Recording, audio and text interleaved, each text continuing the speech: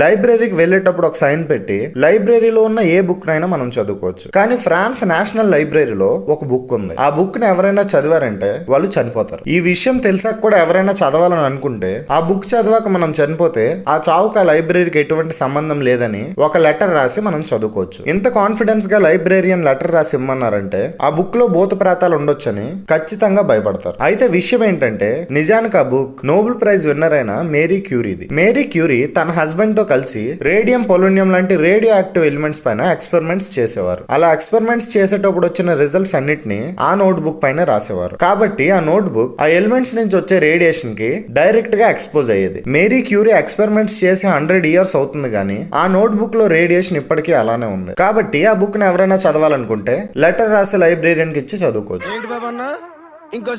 Letter రాసి librarian కి ఇచ్చి చదువుకోవచ్చు.